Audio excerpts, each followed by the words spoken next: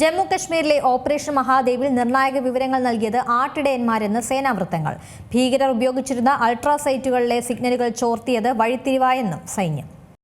ജമ്മു കശ്മീരിലെ ഓപ്പറേഷൻ മഹാദേവിൽ നിർണായക വിവരങ്ങൾ നൽകിയത് ആട്ടിടയന്മാരാണെന്ന് സേനാവൃത്തങ്ങൾ പറയുന്നു. ഭീകരർ ഉപയോഗിച്ചിരുന്ന അൾട്രാസെറ്റുകളിലെ സിഗ്നലുകൾ ചോർത്തിയത് വഴിത്തിരിവായെന്നും കൃത്യമായ നീക്കത്തിലൂടെയാണ് ഭീകരരെ വധിച്ചതെന്നും സൈന്യം വ്യക്തമാക്കിയിട്ടുണ്ട്. കൊല്ലപ്പെട്ട ഭീകരൻ സുലൈമാൻ പാക് സേനയിലെ മുൻ കമാൻഡോയാണെന്നാണ് സൈന്യം നൽകുന്ന വിവരം. പഹൽഗാം ഭീകരാക്രമണത്തിന്റെ മുഖ്യസൂത്രധാരനെന്ന് സൈന്യം വ്യക്തമാക്കുന്ന സുലൈമാൻ ഷായാണ് കൊല്ലപ്പെട്ടവരിൽ ഒരാൾ. 2024 ഒക്ടോബറിൽ നടന്ന സേനാമാർഗ് ടണൽ ആക്രമണത്തിന് പിന്നിലുണ്ടായിരുന്ന ജിബ്രാൻ എന്ന ഭീകരനും ഏറ്റുമുട്ടലിൽ കൊല്ലപ്പെട്ടു. ഹംസ അഫ്ഗാനി എന്നയാളാണ് കൊല്ലപ്പെട്ട മൂന്നാമൻ. ഇവരുടെ പക്കൽ നിന്നും M4 കാർബിൻ റൈഫിളും 2 AK റൈഫിളുകളും വെടിയുണ്ടകളും കണ്ടെത്തിയിട്ടുണ്ട്. ഭീകരർക്കായി ശ്രീനഗറിലെ ദാര മേഖലയിൽ വ്യാപക തെരച്ചിൽ നടത്തുന്നതിനിടെയാണ് ഭീകരരുമായി ഏറ്റുമുട്ടലുണ്ടായത്. ഡച്ചുഗാം ദേശീയോദ്യാനത്തിന് സമീപമുള്ള ഹർവാൻ പ്രദേശത്ത് വെച്ചാണ് ഏറ്റുമുട്ടൽ നടന്നത്. ഇന്റലിജൻസ് വിവരത്തിന്റെ അടിസ്ഥാനത്തിൽ സുരക്ഷാസേന ഹർവാനിലെ മുൾനാർ പ്രദേശത്ത് തീവ്രവാദ വിരുദ്ധ ഓപ്പറേഷൻ ആരംഭിച്ചിരുന്നു. സുരക്ഷാ ഉദ്യോഗസ്ഥർ തെരച്ചിൽ നടത്തുന്നതിനിടെ ദൂരെ നിന്ന് 2 റൗണ്ട് വെടിയൊച്ചകൾ കേട്ടതോടെയാണ് ഈ ഭാഗത്ത് തെരച്ചിൽ നടത്തിയത്. ഏപ്രിൽ 22 നടന്ന രാജ്യം നടുങ്ങിയ ഭീകരാക്രമണത്തിൽ 26 പേരാണ് കൊല്ലപ്പെട്ടത്.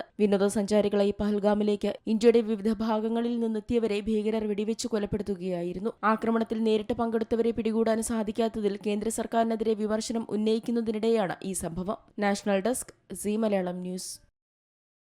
ഏറ്റവും പുതിയ വാർത്തകളും വിശേഷങ്ങളും വിരൽത്തുമ്പിലറിയാൻ സീ മലയാളം ന്യൂസ് എല്ലാ ഡിജിറ്റൽ പ്ലാറ്റ്ഫോമുകളിലും ലഭ്യം.